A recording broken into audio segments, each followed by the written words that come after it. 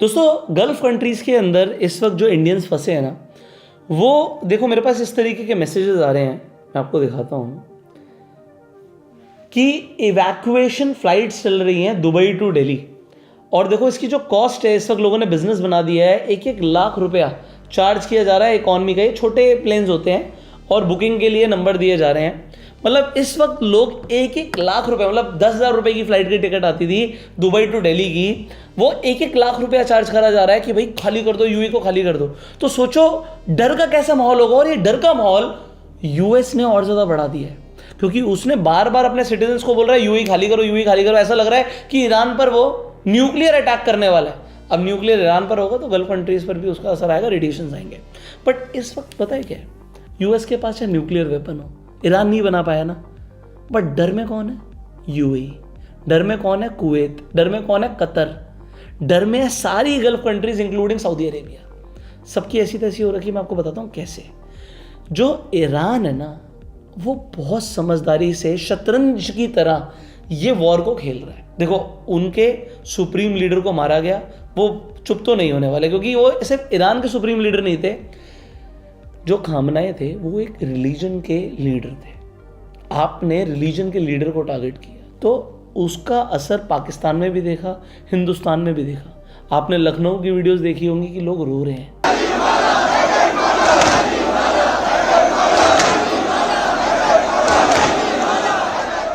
क्योंकि एक रिलीजन के लीडर थे। तो ईरान इतनी जल्दी घुटने नहीं टेकेगा। अब वो देखो शतरंज की तरह चाल चल रहा है। शतरंज कभी खेली है आपने? सबसे पहले आगे होते हैं छोटे छोटे प्यादे, और फिर पीछे होते हैं हाथी, घोड़े और वजीर। अभी हाथी, घोड़े, वजीर तो ईरान ने यूज ही नहीं करे। ईरान के पास 80,000 ड्रोन्स हैं और उन ड्रोन्स का नाम है शाहिद। अब मैं आपको बताता हूं ईरान ने क्या किया। जैसी कन्फ्लिक्ट शुरू हुई, उसने 1200 प्रोजेक्टाइल्स फायर करे। उसमें बैलिस्टिक मिसाइल्स भी थी, बट ज्यादातर ड्रोन्स थे। अब एक ड्रोन की कीमत बताई जा रही है कुछ $20,000 के आसपास होती है, $20,000।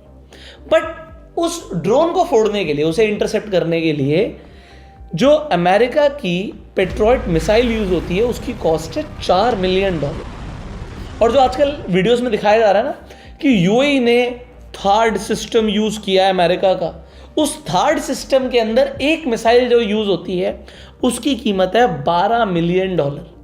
अब $12 मिलियन की एक मिसाइल यूज हो रही है एक सस्ते से $20,000 के ड्रोन को फोड़ने के लिए। और देखो रोज डरा रहा है ईरान, रोज ड्रोन्स भेजता जा रहा है। उसके पास तो 80,000 है। आप कहोगे यार ऐसे तो कोई बात नहीं, इनके पास तो बहुत मिसाइल्स होंगे। नहीं यार, मैं आपको समझाता हूँ। अभी तक इस वॉर के अंदर 14% स्टॉक खत्म हो चुका है इन गल्फ कंट्रीज और यूएस के पास उन ड्रोन्स और मिसाइल्स को इंटरसेप्ट करने के लिए। आप कहोगे चलो 14% ही तो हुआ, 86% तो बाकी है। मैं आपको समझाता हूँ फर्क क्या है। अभी सिर्फ 1200 प्रोजेक्टाइल्स आए थे, उसके बाद 80,000 ड्रोन है। 1200 में आपने उनका 14% स्टॉक खाली कर दिया। और जो कंपनी ये मिसाइल्स बनाती है, लॉकहीड मार्टिन, इसने 2025 के अंदर सिर्फ 600 PAC-3 मिसाइल्स बनाई थी। पूरे साल में 600 बनाई। आपने 1200 तो स्टार्टिंग में 3 दिनों में छोड़ दिए और आपका स्टॉक खत्म होता जा रहा है। अब ईरान क्या चाहता है कि पहले इनका ना ये मिसाइल्स का स्टॉक खत्म हो जाए, क्योंकि अभी 2000 बैलिस्टिक मिसाइल्स ईरान के पास है जो वो बाद में यूज करेगा। अभी ड्रोन्स भेजता जाएगा, करो इंटरसेप्ट। ड्रोन्स भेजेगा, करो इंटरसेप्ट। कभी यूएस एम्बेसी पे हमला हो रहा है, कभी यूएस के बेस पे हमला हो रहा है। आप देखो पाम जुमेरा के ऊपर मिसाइल गिर गई। अब ये ड्रोन्स भेजते जाएंगे, क्योंकि देखो ईरान के पास ज़्यादा कुछ खोने को नहीं है। वो तो कह रहे हैं तबाह कर दो, क्योंकि वहाँ पर ना एक रिलीजियस बिलीफ है। खामनी के मरने के बाद लोग कह रहे हैं वो तो शहीद हो गए। अब आप देखो हमस के साथ क्या हुआ, हमस के टॉप लीडर्स मारे गए, बट क्या हमस खत्म हो गया? आप कह रहे हो ईरान के टॉप लीडर मारे जाएंगे तो रिजीम चेंज हो जाएगा। इतनी आसानी से नहीं होगा। ईरान इतनी आसानी से घुटने नहीं टेकेगा, क्योंकि ये वेनेजुएला जैसा नहीं कि प्रेसिडेंट को कैप्चर कर लिया, अच्छा ठीक है रिजीम चेंज हो गया। यहाँ पर क्या है कि एक रिलीजन की फीलिंग्स हर्ट हुई हैं और वो इसलिए इतनी आसानी से घुटने नहीं टेकने वाले। तो ईरान पहले तो स्ट्रैटेजिक मूव क्या कर रहा है, छोटे छोटे प्यादे चल रहा है, ड्रोन्स। अब आ जाते हैं दूसरा, ये चेकमेट कैसे करना चाहता है। स्ट्रेट ऑफ हॉर्मुज से वर्ल्ड का 20% ऑयल निकलता है। इन्होंने बोला ब्लॉक कर देंगे, किया नहीं है, बट 80% शिप्स ने जाना बंद कर दिया। क्यों? क्योंकि एक तो कंपनीज ने शिप्स का इंश्योरेंस देने से मना कर दिया है, क्योंकि उन्हें पता शिप जाएगी, एक भी शिप को ड्रोन से या मिसाइल से अटैक कर दिया गया तो वो शिप में तो ब्लास्ट हो जाएगा, ऑयल है उसके अंदर, फिर वो ऑयल समुद्र में चला जाएगा तो एनवायरमेंटल डैमेज होगा। और कंपनीज के लिए खोने को बहुत कुछ है, तो इंश्योरेंस करने से मना कर दिया है। और ईरान यही चाहता था, सिर्फ इसी वजह से सिर्फ इतना सा प्रेशर क्रिएट क्या किया गया। आप देखो क्रूड का प्राइस कहाँ से कहाँ पहुँच गया। अब देखिए ईरान ये तो चाल चल ही रहा है, उसके साथ साथ देखो डर का माहौल क्या है। कतर ने अपनी LNG मतलब लिक्विड नेचुरल गैस की सप्लाई को सस्पेंड अभी से कर दिया है। कतर भेज ही नहीं रहा, कह रहा भाई डर है। और कतर भेज नहीं रहा, इस वजह से यूरोप के अंदर जो गैस प्राइसेस हैं वो 50% से ज़्यादा बढ़ गए हैं। आपका इंडिया में भी जो LPG सिलेंडर है ना वो भी महंगा हो जाएगा अगर ये वॉर ऐसे ही चला तो। और इसी वजह से हमारी इंडियन मार्केट गिरती जा रही है। जो निफ्टी सेंसेक्स गिर रहे हैं, क्यों गिर रहे हैं? क्योंकि ऑयल के प्राइस महंगे हो जाएंगे। ऑयल के प्राइस महंगे हो जाएंगे, आपके पेंट बनते हैं ना, वो पेंट इन ऑयल से बनते हैं, तो ये सब महंगा हो जाएगा। आप अपने पेट्रोल डीजल गाड़ी में डलवाते हो, आप देखो जो आपके घर में सामान आता है वो भी तो ट्रक्स के अंदर आता है। ऑयल का प्राइस महंगा होगा तो हर चीज़ महंगी हो जाएगी, इन्फ्लेशन का खतरा है। और अगर इन्फ्लेशन का खतरा होगा तो RBI क्या करेगा? वो रेट कट नहीं करेगा। रेट कट नहीं करेगा तो मार्केट को लिक्विडिटी नहीं मिलेगी, लिक्विडिटी नहीं मिलेगी तो नया लोन नहीं मिलेगा, नया लोन नहीं मिलेगा तो इंडस्ट्रीज और एक्सपैंड नहीं कर पाएंगी, और एक्सपैंड नहीं कर पाएंगे तो निफ्टी रिटर्न नहीं देगी, आप फंस गए लूप में। क्या करोगे आप? मार्केट नहीं बढ़ने वाली जब तक ये वॉर नहीं रुकेगा। और इसीलिए इकोनॉमिस्ट को डर है कि 1929 जैसा ग्लोबल मेल्टडाउन आ सकता है, इतना बड़ा रिसेशन जिसे आप डिप्रेशन बोल पाओगे। मतलब मार्केट पिछले 2 साल से तो रिटर्न दे ही नहीं रही, और आगे अगले 5 साल रिटर्न नहीं देगी अगर ये वॉर चलता रहा तो। क्योंकि ये देखो सऊदी के अमारको पे हमला, in the second Iranian attack on Saudi oil giant Aramco has just happened 2 days after the first big attack that resulted in a massive fire. दुनिया की सबसे बड़ी ऑयल कंपनी है वो, उस पे हमला कर दिया। तो इस वक्त सब डरे हुए हैं, और ईरान जैसे देश ने इस वक्त सबको डरा रखा है। तो क्या इसका मतलब है कि ईरान आगे निकल गया है? देखो ईरान ने ना स्ट्रैटेजिक टाइप्स भी कर रखे हैं जो सामने नहीं आ रहे। क्यों? आप देखो सैंक्शन सिर्फ ईरान पे नहीं लगाए थे यूएस ने, रशिया पे भी लगाए थे, चाइना पे भी लगाए थे। उन दोनों ने कर रखी है ईरान के साथ पार्टनरशिप, वो नहीं लेते डॉलर में तेल।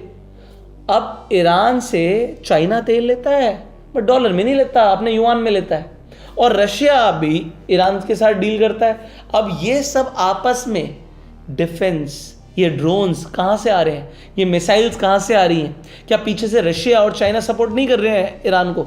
100% कर रहे हैं। और इस सपोर्ट से क्या हो रहा है? ईरान ये जंग कई सालों तक लड़ सकता है, कई सालों तक। वो सामने नहीं आएंगे, ईरान ही सामने रहेगा चेहरा, बट ईरान घुटने नहीं टेकेगा। और इससे होगा क्या?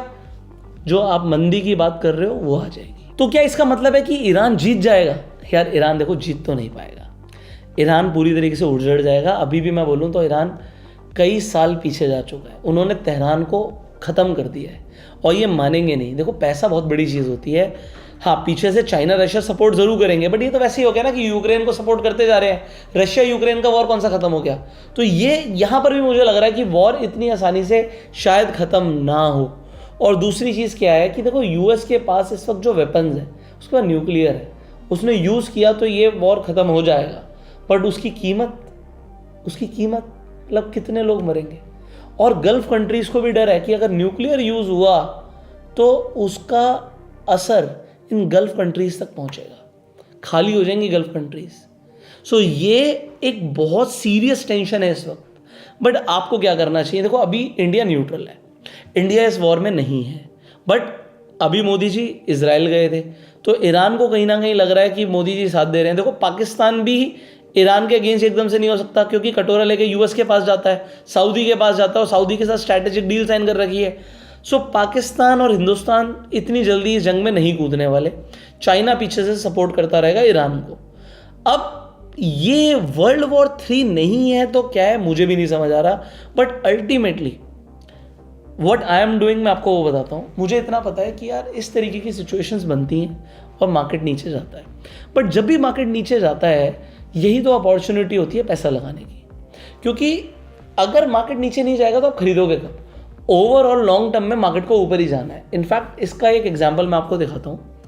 अगर आप कराची स्टॉक एक्सचेंज सर्च करोगे, अब आप कहोगे पाकिस्तान की हालत तो बहुत बुरी है, बट आपको पता है पिछले कुछ टाइम से जो कराची का इंडेक्स है KSE, इसने क्या रिटर्न दिए थे मैं आपको दिखाता हूँ। जो KSE है ये भागता चला गया। आप देखो यहाँ पर 40,000 के लेवल से ऑलमोस्ट 190,000 के लेवल तक ये पहुँच गया। अभी थोड़ा सा करेक्ट हुआ है। ये इतना ज़्यादा क्यों भागा? इनकी स्टॉक मार्केट ऊपर भागी जबकि इनके वॉर चल रहे हैं, जबकि इनकी हालत इतनी बुरी है, क्योंकि इनका जो पैसा है, रुपया है, जो पाकिस्तानी रुपया है, वो कोलैप्स कर रहा था। हमारे साथ भी यही हो रहा है। जो USD टू INR अगर आप सर्च करोगे, हमारा इंडियन रुपी वीक हो रहा है। सो अगर आपको पैसा अपने पास रखना है, आपको लग रहा है मार्केट नीचे जा रही है, मैं आपको बता रहा हूँ लॉन्ग टर्म में मार्केट ऊपर निकल जाएगी। क्योंकि अगर हमारा रुपया टूटेगा तो मार्केट को ऊपर जाना है, क्योंकि एसेट्स की कीमतें बढ़ेंगी। ये शॉर्ट टर्म पे इफेक्ट जरूर है, बट लॉन्ग टर्म में मार्केट्स को ऊपर जाना है। तो आप क्या करें? आप स्टॉक मार्केट में इन्वेस्टेड रहें और इन्वेस्टमेंट करते रहें। अगर आप SIP शुरू करना चाहते हैं, स्क्रीन पर एक नंबर मैं दे रहा हूँ, ये नंबर आप नोट कर लीजिए। इस नंबर पे आप व्हाट्सएप कर सकते हैं, कॉल कर सकते हैं और SIP से रिलेटेड, म्यूचुअल फंड से रिलेटेड जानकारी ले सकते हैं। और अगर आप खुद से स्टॉक मार्केट में इन्वेस्ट करना चाहते हैं तो डिस्क्रिप्शन और पिन कमेंट में एक लिंक दे रहा हूँ, उससे आप फ्री में डीमेट अकाउंट जाके खुलवा सकते हैं। आपका डीमेट अकाउंट फ्री में खुल जाएगा। आप स्टॉक्स में इन्वेस्ट कर सकते हैं, ट्रेडिंग कर सकते हैं, इनफैक्ट आप म्यूचुअल फंड में और ETF में SIP कर सकते हैं। बट अपने पोर्टफोलियो को डाइवर्स रखिए, गोल्ड सिल्वर अपने पोर्टफोलियो में रखिए और थोड़ा सा डाइवर्सिफाइड, मतलब जैसे आपको इंडिया के अंदर ही US स्टॉक्स में पैसा लगाने का ऑप्शन मिलता है, आपको म्यूचुअल फंड मिल रहे हैं, ETF मिल रहे हैं। जैसे NASDAQ में अगर आपको पैसा लगाना तो MON 100 ETF है, तो आप डाइवर्सिफाई कर सकते हो। चाइना की ETF भी अभी सस्ती वैल्यूएशन पे चल रहे हैं। सो MAH के टेक, हैंगसेंग बीज, इनमें आप पैसा लगा सकते हो। अगर आप इन सब में इन्वेस्टमेंट करना चाहते हैं, ETF में भी SIP करना चाहते हैं, तो डीमेट अकाउंट जरूर अपना ओपन कर लेना, क्योंकि मार्केट नीचे गिरती है तो अपॉर्चुनिटी होता है पैसा लगाने का। और डर के अगर आपने काट दिया तो आपको लॉस बुक हो जाएगा। तो होल्ड करो, लॉन्ग टर्म में मार्केट ऊपर जाएगी। फाइनली आपको क्या लगता है, यहाँ से हमारी स्टॉक मार्केट और गिरेगी या बाउंस बैक करेगी? अगर आपको लगता है गिरेगी और तो कमेंट्स में लिखिएगा क्रैश, और अगर आपको लगता है बाउंस बैक करेगी तो कमेंट में लिखिएगा बाउंस बैक।